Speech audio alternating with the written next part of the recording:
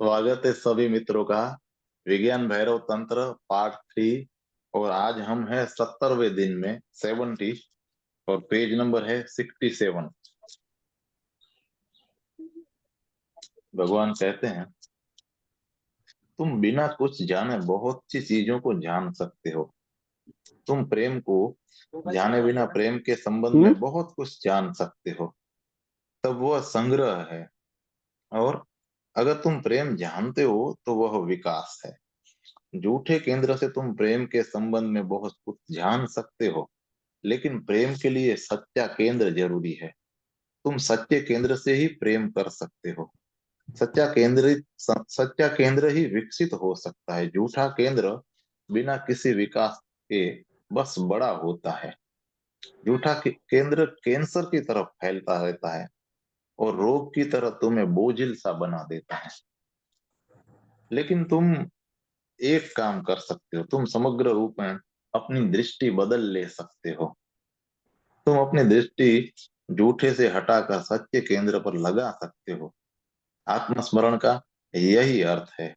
तुम जो कुछ भी कर रहे हो उसमें अपने को स्मरण रखो कि मैं हूं। उसे भूलो मत। तुम जो भी करोगे उसे यह स्मरण एक प्राथमिकता, एक यथार्थता प्रदान करेगा। अगर तुम प्रेम कर रहे हो तो पहले स्मरण करो कि मैं हूं। अन्यथा तुम झूठे केंद्र से प्रेम करोगे, और झूठे केंद्र से तुम सिर्फ प्रेम का अभिनय कर सकते हो, प्रेम नहीं।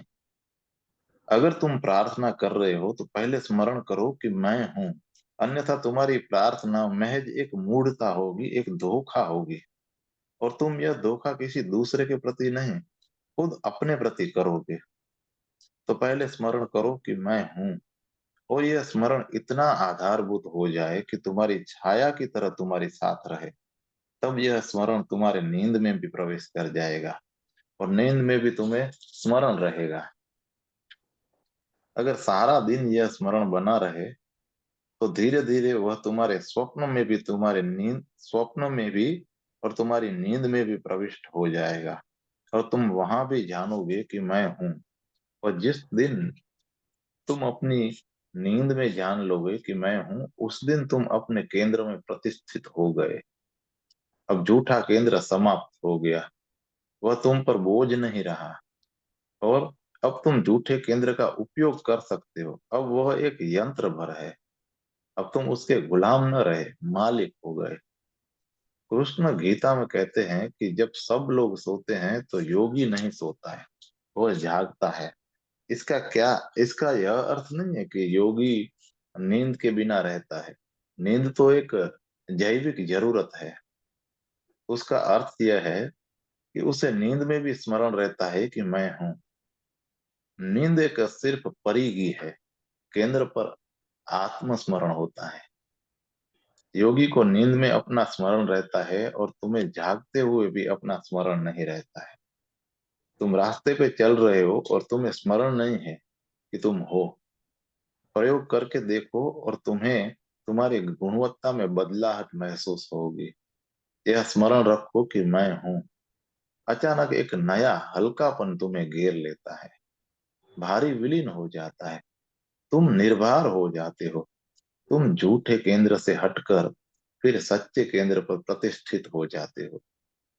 लेकिन यह कठिन है, यह श्रम साध्य है, क्योंकि हम झूठे केंद्र से इतने बंधे हैं, इतने ग्रस्त हैं कि आत्मस्मरण समय लेगा ही। लेकिन जब तक वह तुम्हारे लिए सहज नहीं हो जाता, बिना प्रयास के नहीं हो जाता, तब तक रूपांतरण संभव नहीं है। तुम तो अपना स्मरण रखना शुरू करो, अन्यथा कोई रूपांतरण संभव नहीं है।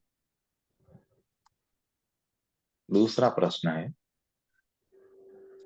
कल रात को आपने कहा जीवन को सदा उसके विधायक आयामों में देखना चाहिए और उसके नकारात्मक पक्ष पर जोर देना ठीक नहीं है। लेकिन भगवान, क्या यह चुनाव नहीं है? और क्या यह समग्र सत्य के जो है उसके साक्षात्कार के विरोध में नहीं जाता है? भगवान कहते हैं कि यह चुनाव है। लेकिन जो व्यक्ति नकारात्मक है वह चुनाव में छलांग नहीं लगा सकता है। यदि यह हो सकता होता तो अच्छा होता है, लेकिन यह असंभव सा है। नकार से अचुनाव में गति असंभव है, क्योंकि नकारात्मक मन का अर्थ ही है कि तुम केवल कुरूप को देख सकते हो, केवल मृत्यु को देख सकते हो, केवल दुख को देख सकते हो।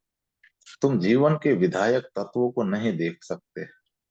और स्मरण रहे, दुख को छोड़ना बड़ा कठिन है। यह कहना अजीब मालूम पड़ता है, लेकिन मैं कहता हूं कि दुख से छलांग लेना कठिन है, सुख से छलांग लेना आसान है। जब तुम सुखी हो तो छलांग लगाना आसान है, क्योंकि सुख के साथ साहस आता है। सुख के साथ आनंद की बड़ी संभावनाओं के द्वार खुल जाते हैं। सुख के साथ सारा जगत अपना घर मालूम पड़ता है।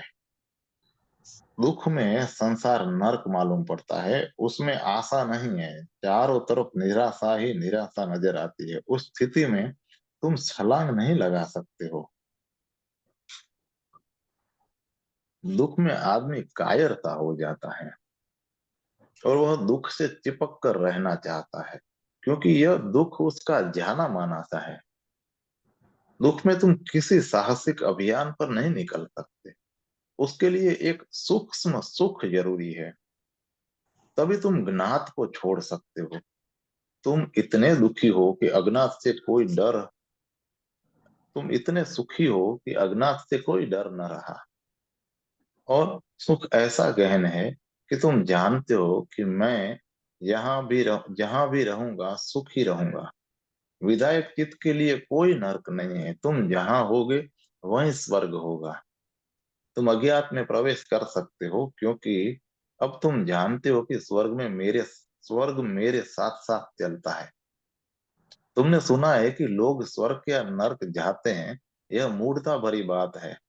कोई न स्वर्ग जाता है और न कोई नर्क जाता है। तुम अपना स्वर्ग नर्क अपने साथ लिए चलते हो। तुम जहां जाते हो वहां अपने स्वर्ग नर्क के साथ जाते हो। स्वर्ग और नर्क के द्वार कोई नहीं है, वे तुम्हारे भार हैं जिन्हें तुम साथ लिए चलते हो। केवल नृत्य मग्न हृदय के साथ ही तुम अज्ञात अनजान के सागर में उतर सकते हो। यही वजह है कि मैं कहता हूं कि नकार से तुम चुनाव रहित नहीं हो सकते। तुम अपने दुख से बंधे हो और वह जाना माना है। तुम दुख से परिचित हो, तुम दुख से जुड़े हो।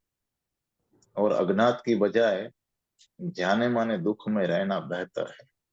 तुम कम से कम दुख से अभ्यस्त हो गए हो, तुम्हें उसके ढंग ढांचे पता है। तुमने अपने चारों ओर इस दुख में सुरक्षा की व्यवस्था भी कर रखी है। तुमने एक कवच लगा कर रखा है। अज्ञात दुख के लिए नई सुरक्षा व्यवस्था जरूरी होती है। इसलिए अज्ञात दुख में सदा अज्ञात दुख से ज्ञात दुख बेहतर होता है। और सुख के साथ बिल्कुल ही बात बदल जाती है। सुखी आदमी ज्ञात सुख से अज्ञात सुख में जाना चाहता है, क्योंकि ज्ञात सुख है ना, उबाने वाला होता है। ज्ञात दुख से तुम कभी नहीं उबते, तुम उसमें रस लेते हो। लोग अपने दुखों का बखान कितना रस लेकर कहते हैं। वे अपने दुखों को बढ़ा चढ़ा कर कहते हैं। उससे उन्हें सूक्ष्म सुख मिलता है। और जबकि सुख से तुम उब जाते हो, इसलिए उससे अज्ञात में गति बहुत आसान है। अज्ञात में आकर्षण बनता है जब तुम सुख में होते हो। और अचुनाव अज्ञात का द्वार है। इसलिए नकार से विधायक की ओर और फिर विधायक से अचुनाव की ओर यात्रा करनी है। पहले अपने चित्त को विधायक बनाओ, नरक से स्वर्ग में गति करो, और तब फिर मोक्ष में परम में गति कर सकते हो। मोक्ष में दोनों में से कुछ भी नहीं है। वह न सुख है न दुख है, वह दोनों के पार है। दुख से सुख में गति करो और तब तुम आत्यंतिक में गति कर सकते हो, जो दोनों के पार है। यही कारण है कि सूत्र में कहा गया है कि पहले अपने चित्त को नकार से विधायक में बदलो, और यह बदलाहट मात्र दृष्टि की बदलाहट है। जीवन दोनों है या फिर दोनों नहीं है। वह दोनों है या दोनों में से कुछ भी नहीं है। यह तुम पर निर्भर है, तुम्हारी दृष्टि पर निर्भर है। तुम उसे नकारात्मक मन से देख सकते हो, और तब वह नर्क जैसा मालूम पड़ेगा। वह नर्क है नहीं, यह सिर्फ तुम्हारी व्याख्या है। तुम अपनी दृष्टि को बदलो, विधायक दृष्टि से देखो, और इसे ही नास्तिक और आस्तिक दृष्टि समझना चाहिए। मैं किसी व्यक्ति को नास्तिक या आस्तिक इसलिए नहीं कहता हूं कि वह ईश्वर में विश्वास रखता है या नहीं रखता है। मैं उसे आस्तिक कहता हूं जिसकी दृष्टि विधायक है, और जिसकी दृष्टि नकारात्मक है मैं उसे नास्तिक कहता हूँ। ईश्वर को इनकार करना नास्तिकता नहीं है, जीवन को इनकार करना नास्तिकता है। आस्तिक वह है जो हाँ कहना जानता है और विधायक दृष्टि से जीवन को देखता है। तब तुम सब कुछ बदल ले सकते हो। यदि नकारात्मक दृष्टि का व्यक्ति गुलाब के बगीचे में आए जहाँ अनेक गुलाब हों, तो भी वह कांटे ही गिनेगा। नकारक नकारात्मक चित्त के लिए पहली चीज कांटा है, वही उसके लिए महत्वपूर्ण है। फूल उसके लिए भ्रामक होंगे और कांटे यथार्थ होंगे। वो कांटे गिनेगा, और सच है कि और फूल एक और कांटे हजार होते हैं। और जब वह हजार कांटे गिन लेगा, तो उसे एक फूल पर भरोसा नहीं होगा। वो कहेगा कि यह फूल भ्रम है। इन कुरूप हिंसक कांटों के बीच ऐसा सुंदर फूल कैसे हो सकता है? यह असंभव है, यह अविश्वसनीय है। और अगर वह है भी, तो उसका अब कोई मतलब नहीं है। 1000 कांटे गिनने में फूल खो ही जाता है। विधायक चित्त गुलाब से, फूल से आरंभ करेगा। और एक बार तुमने गुलाब के साथ अपना संवाद बना लिया, एक बार तुमने उसके सौंदर्य को, उसके जीवन को, उसकी अपार्थिव खिलावट को जान लिया, तो फिर कांटे भूल जाते हैं। और जिसने गुलाब को उसके सौंदर्य के साथ, उसकी सर्वोच्च संभावना के साथ जान लिया, जिसने उसे उसकी गहराई में देख लिया, उससे अब कांटे मालूम नहीं होंगे। गुलाब से भरी आंख में गुलाब से भरी आंखें अब और ही हो जाएंगी। अब उसे कांटे फूल की सुरक्षा की तरह दिखाई पड़ेंगे। वे अब शत्रु जैसे नहीं मालूम होंगे, अब वो फूल के हिस्से हो जाएंगे। अब यह चित्त जानेगा कि फूल के होने के लिए कांटे जरूरी है। कांटे उसकी सुरक्षा करते हैं। वह जानेगा कि इन्हीं कांटों के कारण वह फूल हो सकता है। यह विधायक चित्त कांटों के प्रति भी अनुग्रहित अनुभव करेगा। और यह दृष्टि यदि और गहरे प्रवेश करती है, तो एक क्षण आता है जब कांटे फूल बन जाते हैं। पहली दृष्टि में, नकारात्मक दृष्टि में, फूल विदा हो जाते हैं या फूल कांटे बन जाते हैं। केवल विधायक चित्त से ही तनाव शून्य चित्त उपलब्ध होता है। नकारात्मक चित्त से तुम तनावग्रस्त बने रहोगे। तुम्हें चारों तरफ दुख ही दुख लगेगा, तुम दुख से घेरे रहोगे। ऐसे नकारात्मक चित्त के लिए, ऐसे छिंद्रान बेशक चित्त के लिए दुख ही दुख और नर्क ही नर्क का उद्घाटन होता रहता है। बुद्ध के समय में एक अति प्रसिद्ध गुरु था जिसका नाम था संजय वेटलीपुत्र। वह परिपूर्ण रूप से नकारात्मक चिंतक था। बुद्ध ने 7 नरकों की बात कही थी। कोई व्यक्ति संजय वेटलीपुत्र के पास आया और उसने कहा कि बुद्ध कहते हैं कि 7 नरक हैं। वेटलीपुत्र ने कहा कि जाकर अपने बुद्ध से कहो कि वे कुछ नहीं जानते, दरअसल 700 नरक हैं। बुद्ध कुछ नहीं जानते हैं, 7 ही 700 नरक हैं और मैं उन्हें गिन चुका हूं। अगर तुम्हारा चित्त नकारात्मक है तो 700 से भी ज्यादा है। तुम और ज्यादा खोज लोगे और उसका कोई अंत नहीं है। विधायक चित्त तनाव मुक्त हो सकता है। सच तो यह है कि अगर तुम विधायक हो तो तनावग्रस्त नहीं हो सकते। अगर नकारात्मक हो तो तनाव मुक्त नहीं हो सकते। नकारात्मक चित्त का संबंध ध्यान के साथ नहीं बन सकता है। वैसा चित्त ध्यान विरोधी होता है। वह ध्यान नहीं कर सकता है। एक मच्छर भी उसके ध्यान को नष्ट करने के लिए काफी है। नकारात्मक चित्त के लिए शांति का, मौन का द्वार बंद हो जाता है। वह दुख के सृजन के द्वारा अपने को बनाए रखता है। वह अचुनाव की ओर कैसे गति कर सकता है। कृष्णमूर्ति अचुनाव की बात किए जाते हैं और उनके जो श्रोता हैं वे सब नकारात्मक चित्त के लोग हैं। वे उन्हें सुनते हैं लेकिन वे उन्हें समझते बिल्कुल नहीं हैं। और जब वे नहीं समझते हैं तो कृष्णमूर्ति सिर ठोक लेते हैं कि वे समझते क्यों नहीं है। जबकि विधायक चित्त ही उसे समझ सकता है जो वे कहते हैं। लेकिन विधायक चित्त को कहीं जाने की जरूरत नहीं है, न कृष्णमूर्ति के पास और ना ही रजनीश के पास। सिर्फ नकारात्मक चित्त ही गुरु की खोज करता है। और नकारात्मक चित्त से अचुनाव की, द्वैत के पार जाने की, नकारात्मक और विधायक दोनों को जीने की बात करना व्यर्थ है। ऐसा नहीं है कि यह सत्य नहीं है, यह सत्य है, लेकिन उसकी बात करना भी व्यर्थ है। जो सुन रहा है उसका ख्याल करना बहुत जरूरी है।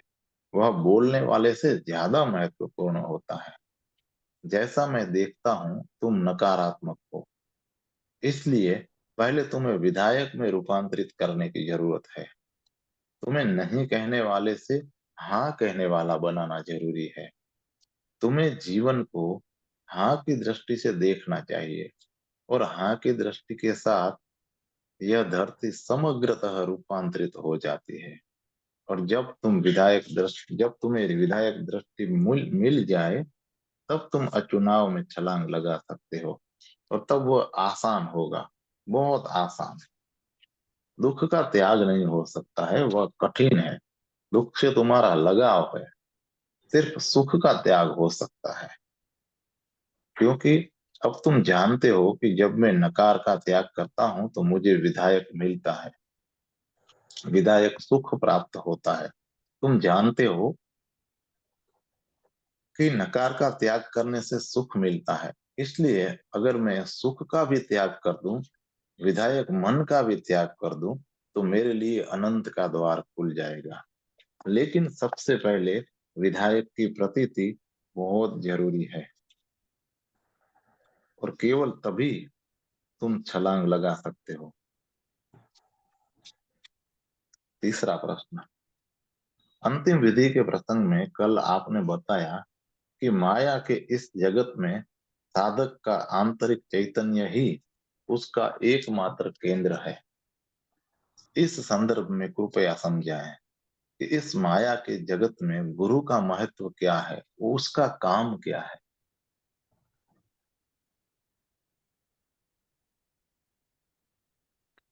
भगवान कहते हैं कि यह माया का जगत तुम्हारे लिए माया नहीं है। तुम्हारे लिए यह बहुत यथार्थ है, सच्चा है। और गुरु का काम तुम्हें यह बताना है कि यह सत्य नहीं है। अभी यह जगत तुम्हारे लिए तो सत्य ही है। तुम कैसे सोच सकते हो कि यह माया है। तुम मिथ्या को मिथ्या की तरह तभी जान पाओगे जब तुम्हें सत्य की झलक मिल जाए। तभी तुलना का कोई उपाय है। तुम्हारे लिए यह जगत माया नहीं है। तुमने सुना है, तुमने पढ़ा है कि यह जगत माया है और तुमने तोते की तरह इसे रट लिया है। और इसलिए तुम भी कहते रहते हो कि जगत माया है। हर रोज कोई ना कोई मेरे पास आता है और कहता है कि जगत माया है। और फिर कहता है कि मेरा मन बहुत चिंताग्रस्त है, तनावग्रस्त है, शांत होने का उपाय बताएं वगैरह वगैरह। और वह यह भी कहता है कि जगत माया है।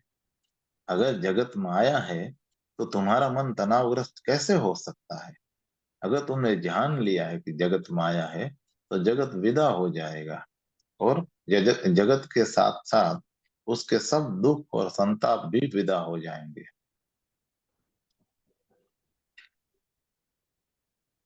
लेकिन तुम्हारे लिए संसार है, तुम नहीं जानते कि संसार माया है।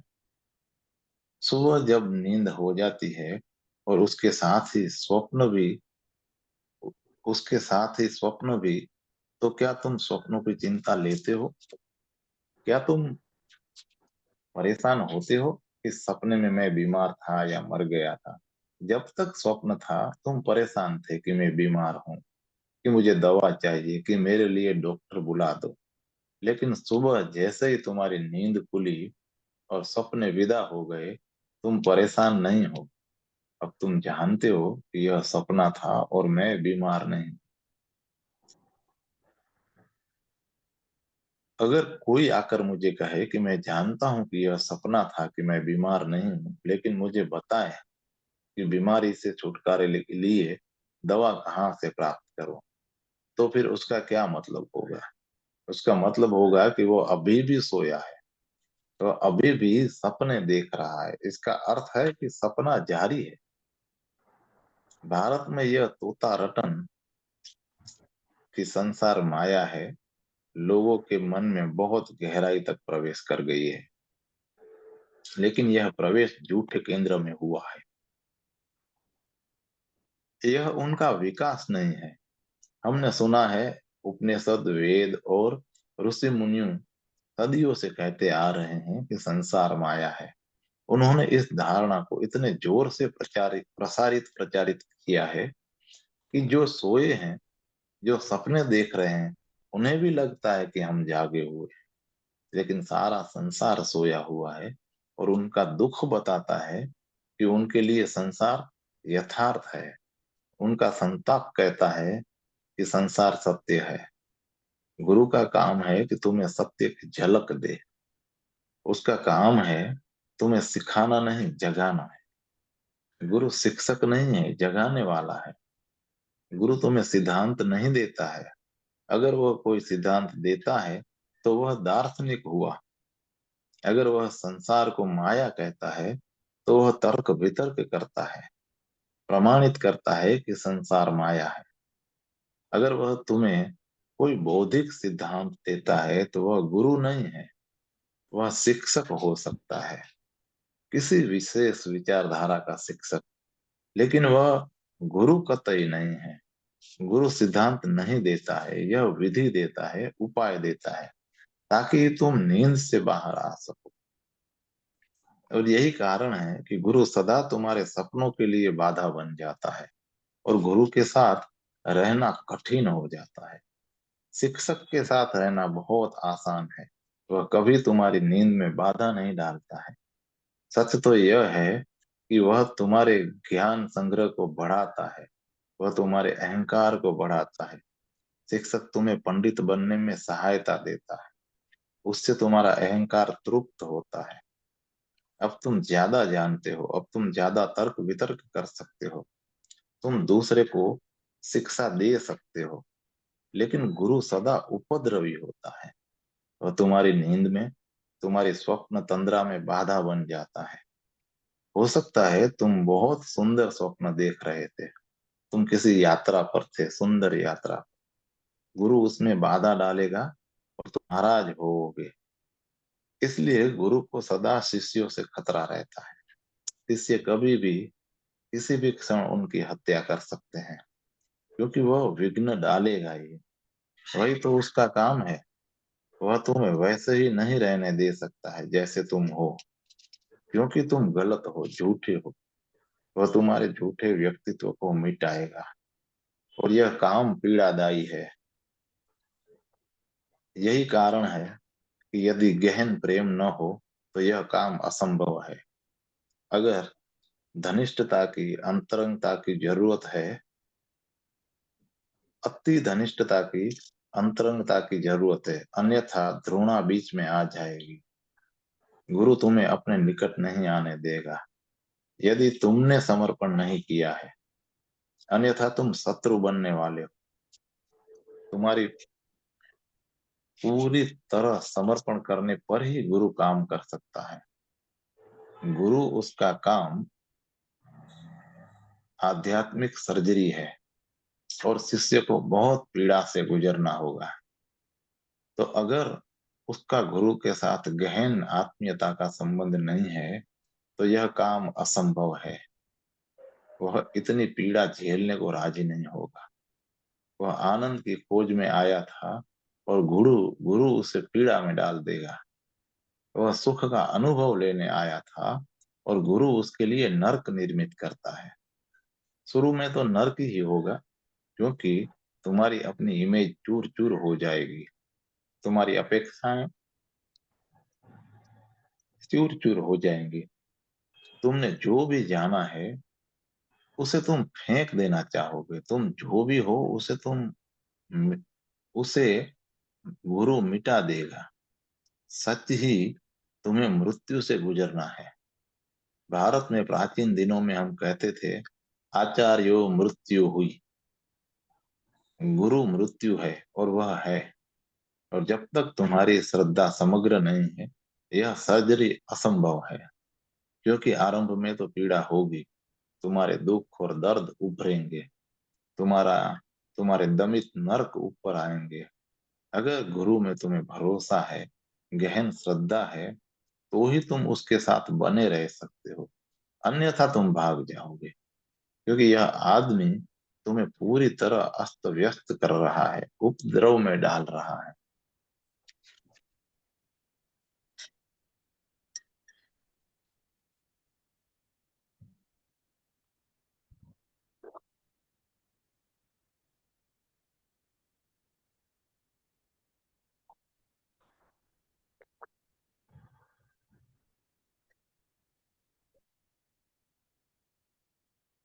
तो स्मरण रहे, गुरु का काम है तुम्हारे झूठे केंद्र का बोध कराना। तुम्हारे झूठे केंद्र के कारण तुम्हारा संसार ही झूठा हो गया है।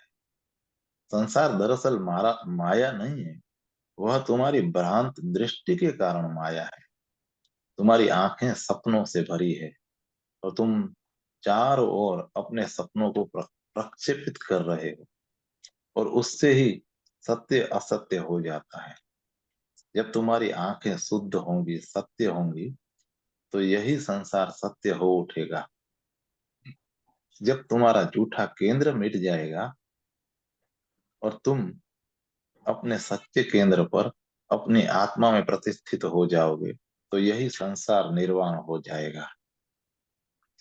जैन गुरु निरंतर कहते हैं कि संसार ही निर्वाण है, यह संसार ही मोक्ष है।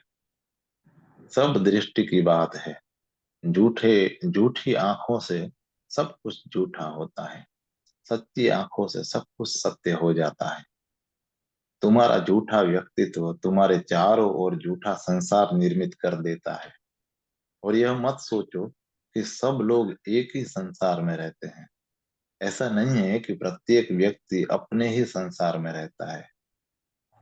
उतने ही संसार हैं जितने मन हैं, क्योंकि प्रत्येक मन अपनी दुनिया बना लेता है।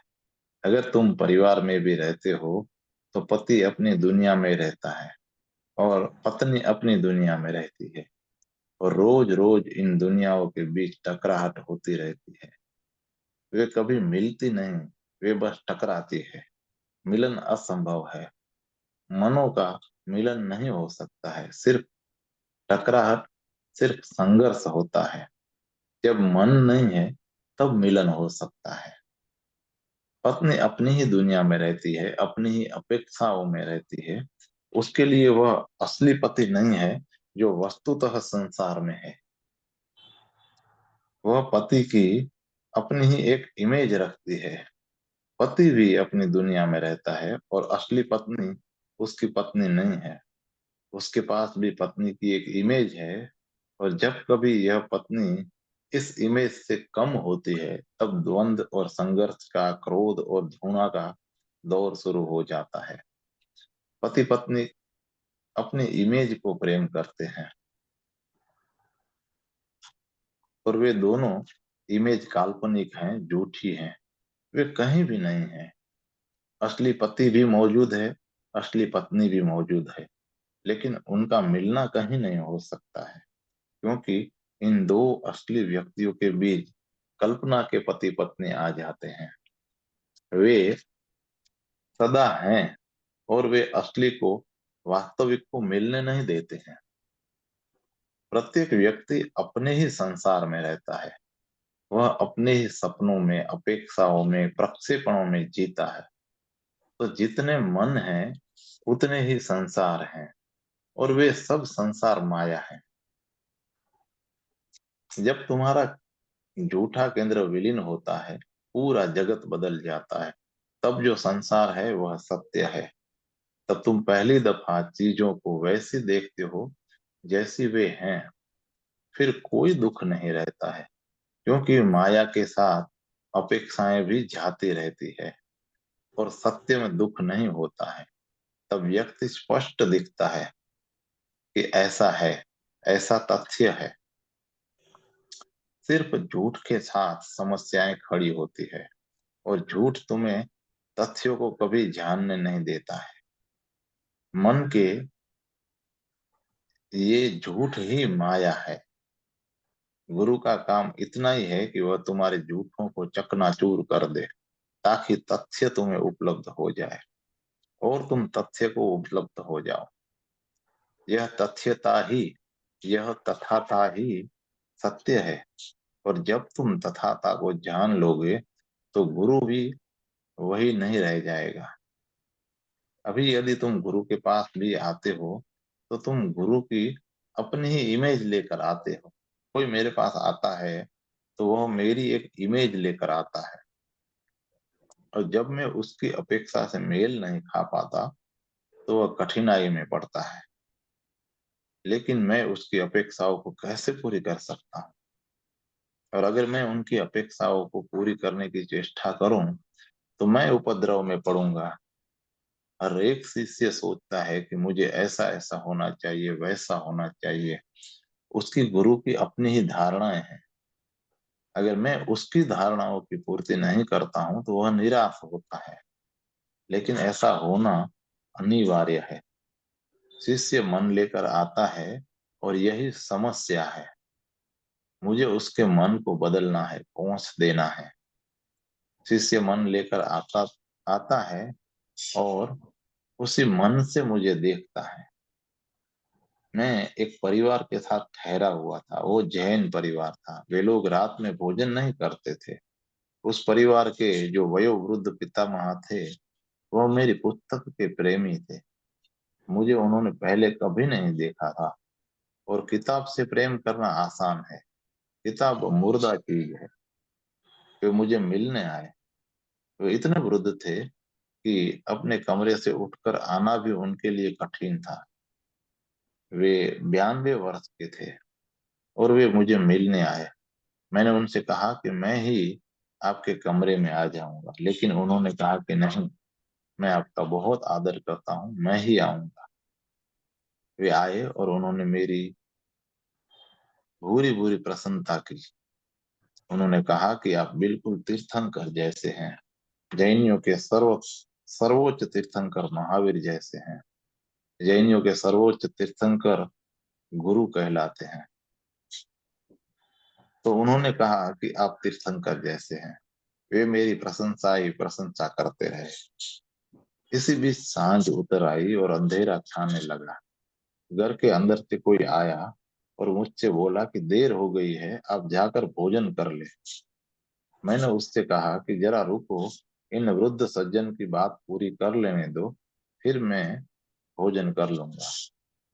उन वृद्ध ने कहा कि आप क्या कह रहे हैं? क्या आप रात होने पर भोजन करेंगे? मैंने कहा कि मेरे लिए सब ठीक है। तो उन वृद्ध सज्जन ने कहा कि मैं अपने वचन वापस लेता हूँ। आप तीर्थंकर नहीं हैं।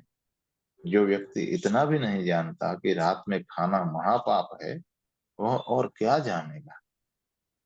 अब मेरे साथ इस व्यक्ति का मिलन नहीं हो सकता है, यह असंभव है। यदि मैं रात में भोजन नहीं लेता तो मैं तीर्थंकर था। मैंने अभी भोजन लिया भी नहीं था। मैंने कहा पर था कि मैं रात में भोजन लूंगा, और एकाएक मैं तीर्थंकर न रहा। उन वृद्ध सज्जन ने मुझे कहा कि मैं आपसे कुछ सीखने आया था, लेकिन अब वह असंभव है। अब मुझे लगता है कि मैं ही आपको कुछ सिखा दूं। जब यह संसार माया हो जाता है तो तुम्हारा गुरु भी उसका एक हिस्सा होगा, और वह भी विलीन होगा। इसलिए जब शिष्य जागता है तो गुरु नहीं रहता है। यह बात परस्पर विरोधी मालूम पड़ेगी।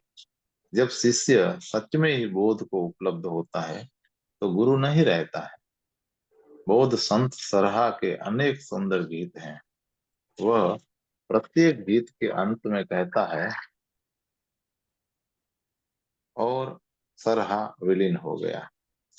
वह कुछ उपदेश करता है, कुछ समझाता है। वह कहता है, न संसार है और न निर्वाण है, न शुभ है न अशुभ है, पार जाओ। और सरहा विलीन होता है। अब तक यह पहली ही रही कि सरहा क्यों बार बार कहता है कि सरहा विलीन होता है। अगर तुम सच ही तरह के गीत को, उसके इस उपदेश को उपलब्ध हो जाओ कि न शुभ है न संसार है न निर्वाण, अगर शिष्य सचमुच सचमुच इस सत्य के प्रति जाग जाए तो सरहा विलीन हो जाएगा। गुरु कहाँ रहेगा। गुरु तो शिष्य का संसार का हिस्सा था। अब न कोई गुरु होगा और न कोई शिष्य, वे एक हो जाएंगे। अब शिष्य जागता है तो वह गुरु हो जाता है, और सरा विलीन हो जाता है। तब गुरु कहाँ। गुरु भी तुम्हारे स्वप्न का, माया जगत का हिस्सा है।